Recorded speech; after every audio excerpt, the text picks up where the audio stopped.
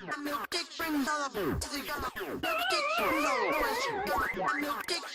is it? You saucy.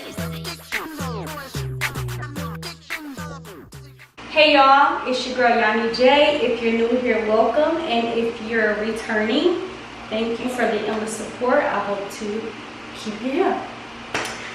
So today I am going to be doing a story time about how I got kicked out of my lash suite.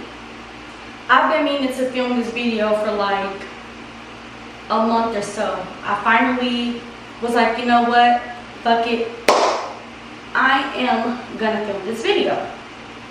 I wrote down key points because I do like to ramble and I don't need to do that for this video, so I'm just gonna do key points. So if y'all see me look down, this is what I'm looking at, just so this video don't go over the time that it needs to, because I will really like dig deep into this, for real, I will legit dig deep. So anyway, let's start on how I got kicked out of my lash suite. So a little backstory is I'm a lash tech. I've been doing lashes for about 3 years now, and at the beginning of my lash career, I was super excited to, you know, just grow my business, expand, and get more exposure. So that was my purpose of getting the lash suite. So let's get into the red flags that should have been red flags, but at the time I saw an amusement park. Okay, so let's get down to it. So I'm in these Facebook groups who like little beauty Facebook groups from my city, and so I'm in this Facebook group. I'm over here asking, I'm a lash tech who has lash suites for rent, right? So this girl, she was the cheapest. I went with the cheapest route because, for one, I am a new lash tech, so I'm not trying to spend all of the money that I'm making. I am trying to like get privacy because I was doing it out of my home for a little bit, just because, you know, I don't want to spend all my money. So I end up looking for a lash suite. The girl who was the cheapest, I started talking to her. She was like $500 a month. That's still up here. So anything over $500 at the time was just not it for me. I may be crazy for paying that $500, but people pay more than that. So anyway, me and this girl, we just chatting over Facebook Messenger for like 3 or 4 days, right?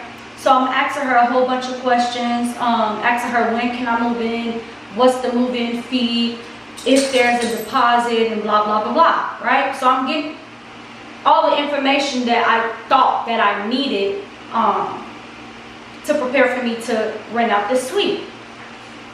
So red flag number 1.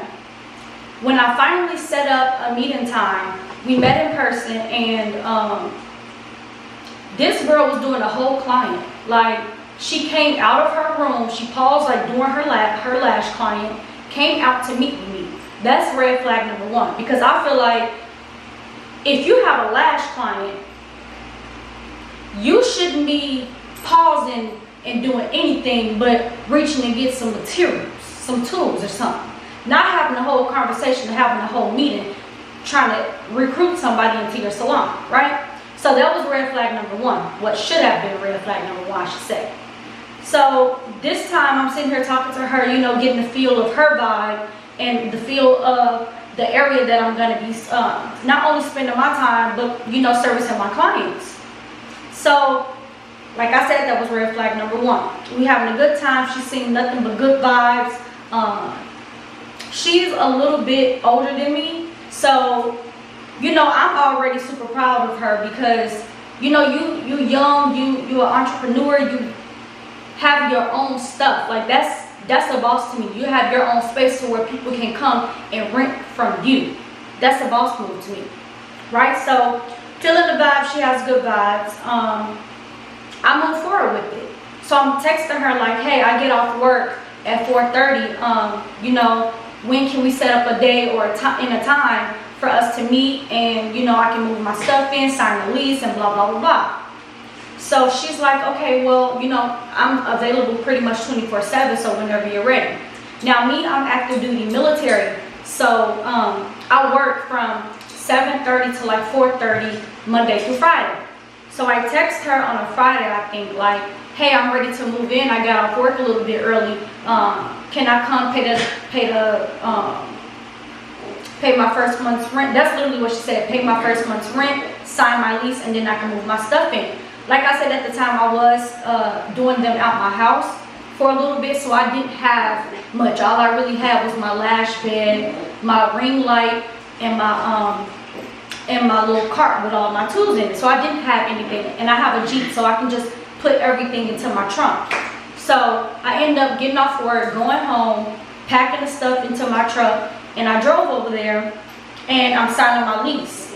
Actually, wait. Before that, when we first met, our first interaction, she gave me a lease. She told me to go home, look over it, and if I have any questions, to contact her. That's what I did. So later on during that week, I ended up, hey, I got off work early. Can I come, move my stuff in? So I get to the shop and I move my stuff in. She takes the lease that I already signed and she gave me a new lease. Red flag number 2, right? Because why do I need to have another lease? So she grabs the lease, the new lease, she sits there and she writes in something. So she hands it over to me and now it's saying a $500 deposit. I already paid her $500 for first month's rent. She never said anything about a deposit. So, okay, cool. Like I said, this is my first suite. Like, I'm super excited. Like, I'm not really thinking straight, for real. Like, I wish I was thinking straight. I was thinking like zigzags and swirls and curves and all that type of stuff. So I really didn't mind it. In my head, this is me investing in my business. This is me, elevating. So I paid the $1,000 basically. I paid it, I think the same day. So I move in, I'm taking my clients and all that type of stuff. She made me miss 3 clients. First time, she made me miss a client because she wasn't answering the phone. Now, mind you, another red flag was she didn't want anyone to have keys. She said she's a new business owner. She don't trust anybody having keys to her shop. Like, she's always there because she lashed full time. So she's always there. And whenever I have a client, just let her know. She'll be there. She'll come open up the shop for me. All right, cool. Like I said, wasn't really thinking too much of it. So this particular time, I think she said she had a family emergency. So I'm texting her like, hey, I apologize. I'm sorry for, whatever you have going on. Just wondering, where is the extra key? Because she has 2 keys. There's a master key, and then there's the other key that me and 2 other girls will kind of like text each other like, hey, I have a client in the morning. Can I get the key? Can we meet up? Can I come pick the key up, or whatever the case may be? Which is a whole lot of running around for nothing, for absolutely nothing. So I'm texting her. She's not responding. So she then says, she says like, well, text the other girls and see if they have the key. So I text the other girls, they don't have the key. They're like, yeah, so-and-so has the key. So I'm sitting here thinking like, you have a master key. Why are you having, like, why are the both keys in your possession? That doesn't make any sense. Like, I'm just livid at this point. Because the girl who I was about to service, she was my first time client. So you know how it is when you're making first impressions. You want to make sure your first impressions is top tier, right? So I'm over here telling the girl like, hey, I apologize. The girl who I rent from, she has both keys to the salon. I'm unable to get in, blah, blah, blah. I'll keep you updated if she responds. So I kept texting my client like every 10 or so minutes, like to keep her updated on what's going on. Long story short, I end up not getting the key. So I had to cancel their client. I refunded her deposit. So after that, she kind of like apologized and stuff like that. She ended up getting a lockbox. So, you put the lockbox on the door, put the code in, you get the key. So every time somebody leaves, put the key in the lockbox, lock it up. Cool, I was content with that at the time. Then as time went on, she started doing like little stuff. Mind you, When I take clients during the week, I only take them after 4:30 because that's when I get off. I always have one client per day during the week, and on Saturdays, that's when I lash for most of the day. So one day I'm in here by myself, and I'm playing like a little Alexa. So I'm playing like a whole bunch of Summer Walker. Me and my client, we vibing. She comes in with her client, and she just turns the music, like didn't say anything, didn't like, hey, I'm tired of Summer Walker, can we change to something else? Whatever it is, like, I get it's your stuff, it's your salon, but simple courtesy, simple respect, like just, hey, I'm gonna go ahead and change, or do you mind if I change? Something along those lines would have been fine. So that's pretty much that. You know, I start like ignoring like the little stuff like that. But then she started telling me to watch my clients. Watch my clients for what? Yes, most of my clients are mostly this complexion, mostly black. So I'm like, are you saying that because I'm black, me and my clients are black? Like, why are you saying I need to watch my clients? So I'm gonna give y'all like a visual of how the salon looks. So when you walk into the salon, you have like an open front area, so like a little waiting room. It's super pretty in there. And then you have like an aisle in the middle. On the right hand side, there's 4 rooms, and then on the left hand side, there's 4 rooms too. So her room was the last. She had 2 rooms. The last 2 rooms on the left. One was her lash room, and then the room directly behind it was like her office area. And then when you go all the way into the back, we have a break room where the bathroom is also located. So like, there has been times where my clients will use the bathroom before we're about to get started with lashing, and she will like kind of scoot out towards the doorway and look and see where they're going. And I'm just like, what exactly is that for? I'm not understanding. Why do I have to watch my clients and the other 2 girls who are your same complexion or your same race, whatever, don't have to watch their clients? But whatever. So, like I said, I'm over here ignoring the stuff because honestly, I'm not here for long. I'm only here for this one client per day. And a lot of times I don't even have clients every single day, so I'm barely there. When I get off, I have a client, I go there, I do my client, and I go home. I don't kick it, hee ha ha, none of this with this girl. So I'm literally just there to work and go home. So me and her ended up kind of getting cool, you know, kind of getting cool. We went out for drinks one day, super cool. You know, she's sitting here kind of like bad mouthing another one of the girls who rent from her, and I'm like, I'm not really into that type of stuff, because I feel like if you could talk bad about her to me, you could talk bad about me to whoever else that's in this shop or whatever. So me, I'm not really entertaining that. I'm trying to keep the vibe like more positive, more let's get drunk, like let's have fun, let's just whatever the case may be. So I ended up bringing to her attention, I had seen this TikTok where this girl was like 420 friendly, hookah friendly, and all that type of stuff. I'm not interested in the 420 friendly, but I do love me some hookah. Like, I have hookah right now. Hold on. That's good.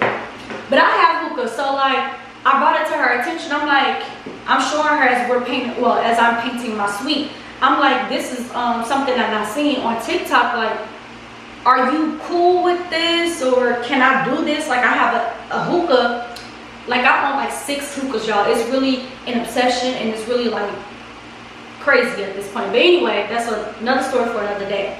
So I'm over here like, do you mind if I have a hookah, like the people who are waiting to get their lashes done, is it okay if they smoke hookah or whatever the case may be? So she's like, yeah, like I have no problem with that. Okay, cool. So the next day, I'm still painting my suite. I brought my hookah.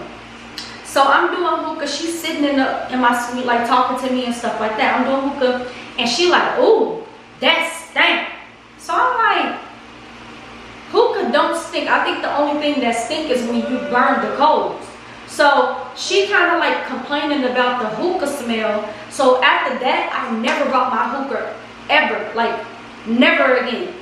So fast forward, you know, I'm still there. I was only there for like maybe a month and a half. I don't even think I made it to a full 2 months. This was my breaking point. So, like I said, I only lash Monday through Friday, 1 client per day, and then Saturdays are my all-day time. So I'll lash from like 9 to 3 or 10 to 4, whatever the case may be, right? So those when I will lash.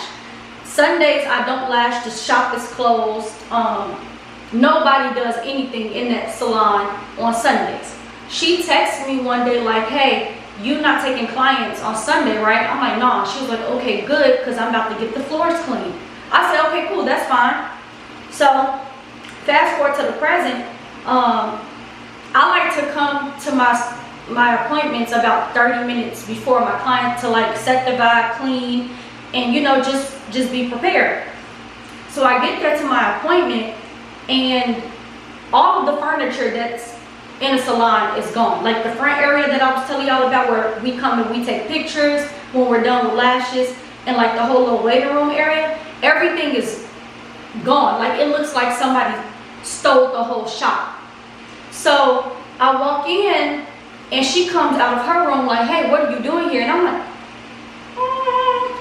I work here, babe. And then I was like, well, yeah, like I have a client in about 20-25 minutes. So she was like, oh, I'm getting the floors clean.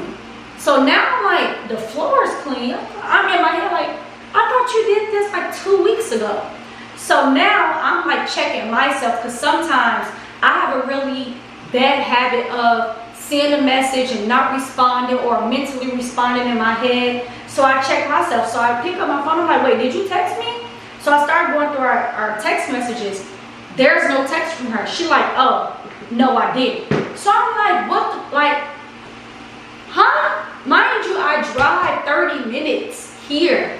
I drive 30 minutes here. You didn't think to say, hey, tomorrow I'm going to get the floors clean, or hey, today I'm getting the floors clean. Can you, if you don't have a client, can you let me know? If you do have a client, can you let me know? Anything. She didn't say none of that. I meant to mention that when I walked in and all the furniture was gone, all of the furniture was in my room. So she went into my room without my permission and moved all of the furniture that was in the little photo area, the waiting room area. She moved all of that into my room.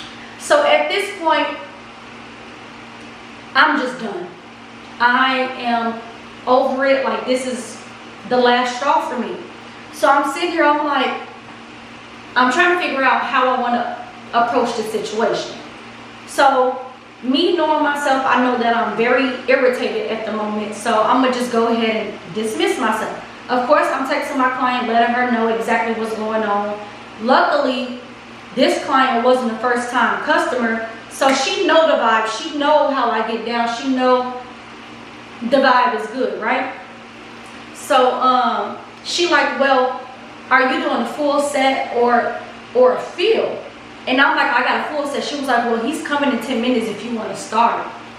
Start on what? You think I'm about to just do some lashes for 20 minutes and send her on her way? Or you think I'm going to finish a full set in 20 minutes? She was like, well, if you don't want to do any lashes, I can help you finish painting your suite. Nah, I'm cool. So I'm like, you know what? I'm going to just go ahead and go home. Go ahead and go home. And I'm sitting here just thinking, like, I'm so irritated because I moved into this suite to grow, to get more exposure. I'm thinking that I'm elevating my business, and all it's doing is really like knocking down my credibility. Because when I was at home, I can open up my door for whoever. I can take a client at 6 o'clock in the morning, at 3 o'clock in the morning, or 4 o'clock in the afternoon. I can take a client at whatever time I want to. You know, so like me, when I get into a suite, I'm thinking I'm being more professional. I have a more professional look. Just everything is gonna times 10 for me. No, everything became so negative. So I'm sitting here thinking, I'm contemplating on what my next step was. So this is where the messages come in. Let me read these messages to you. Okay, so I called her that night, and I told her how I felt about everything, and told her that I didn't feel comfortable with being there anymore. You know, I just didn't want to be there anymore, being that I'm missing out on clients, I'm missing out on money. What am I here for? What exactly am I here for if my business is only going to continue to get torn down every time I try to do some lashes? I called her that night, told her that I was going to give her my 30-day notice and all of that type of stuff. We had a phone conversation about how I didn't really feel, you know, this was going to be a good thing for me anymore. So I text her November 30th saying, hey, following the phone conversation we had tonight, due to the incident that happened on October 27th and earlier today, where I had to cancel clients due to things you had going on, this is my 30-day notice. I will finish out the month and be out by January 1st. Also, I would like my $500 deposit that I paid on October 21st to go towards my December balance, like we talked about the day I signed my lease. So we had a conversation that that's where the $500 deposit was coming from. So if I decided to give her my 30-day notice, I would be able to use that $500 deposit for that month's rent instead of paying, whatever, still paying, but I hope y'all get what I'm saying. So she didn't respond.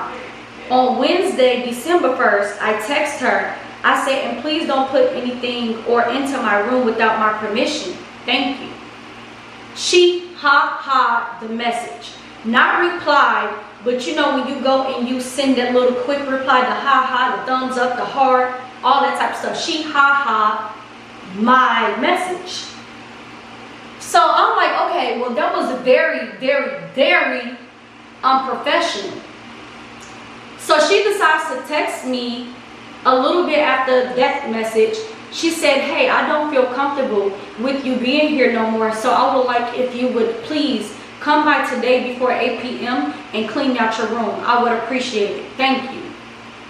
What am I being kicked out for? Like, I've literally done nothing to this girl. Nothing at all. And it really pissed me off. It hurt my feelings because I literally came there, did lashes, and I went home. Me and her barely had a conversation. Like, I'm like taken aback. I'm lost for words because what did I do to you to make you feel uncomfortable with me being in your space? If anything, I'm the one that's uncomfortable. You telling me I have to watch my clients so they don't steal anything? What do we want from you? Like, what is it? I guess it's because she had an iMac in her office. I say, babe, nobody wants this iMac. I had this iMac since the very first day it came out. I don't want what you have, babe. I don't, and I'm sure my clients don't either. So anyway, back to the point. So I responded, I have no problem with removing my things as long as you have my deposit in hand when I arrive. We have a written agreement and you're a breach of that. I already have consulted an attorney. What time will you have my money ready? Granted, I probably should have responded that way. I don't know. I really don't care. But if you're going to kick me out and I gave you a 30-day notice and you're still kicking me out with absolutely no reason at all, the least you can do is give me my money back. I'm not even staying the month that money is for. You can at least give me my money back. So I said, you know what? I've been wanting to get out this week anyway because of everything that's been going on and you not really giving good vibes, you messing up my business. I've been wanting to go anyway. So I get there to get my stuff and the door is locked. So I'm like, okay, the door is locked, whatever. So I put the code in to get the key out the lockbox. The key's not in there. Y'all, so I bang on the door and I'm like, she's like, what are you doing all that for? What are you doing all that for? Blah, blah, blah. I'm like, what are you doing all of this for? Like, bro, I've literally done nothing to you. Nothing to you. So like she starts like trying to, you know, yell and pop off and all that type of stuff. I ain't that type of girl. Okay? I'm gonna tell you this right here. I'm not that type of girl. I'm not gonna sit here and argue with you. It's two places I'm not going with a bitch, and that's back and forth. Okay? So we're not gonna do this. I'm gonna give my stuff and I'm gonna go. It's real messy and messed up that you're kicking me out for absolutely no reason at all, and you keeping my money. But it's okay. All dogs have their day, baby. All dogs have their day. And I'm sure she's had her day. All dogs have their day. So, yes, that is how I got kicked out of my suite. The short version of how I got kicked out of my suite. And you know what? Honestly, it was a loss. The $500 was definitely a loss. But I made it back. So, I'm not tripping on it.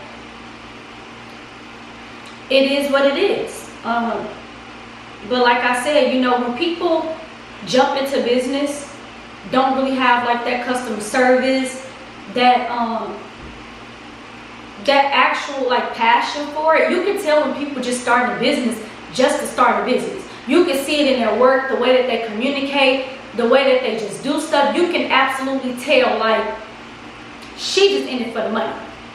So what I've been telling myself when I start a business, to chase the impact. Don't chase the money. When you chase the impact, the money gonna come. When you chasing the money, your business is not gonna last. So if you don't take anything from this video, take that. Do not chase impact. Do not chase the money. Chase the impact. Make sure the people that you're servicing, the people who you're selling to, whatever you're doing, make sure that they have a wonderful experience with you. Because at the end of the day, they're going to keep coming back. Your clients, your customers, the people who's renting from you, whatever, you're nothing without them. So make sure whoever you giving your business to, selling your business to, whatever it is, make sure they're good. Because they're going to make sure you're good. Chase that impact and don't chase the money. Okay? And that's that on that. I appreciate y'all for watching my video. It is what it is. You know, I'm blessed. Always been blessed and highly favored. Like, God don't play about me. One thing about it, God do not play about me. So I know that I'm covered. I know that I'm good. I know that I will be good, forever good. And yeah, that's just that. Thank you for watching, and I will see y'all later.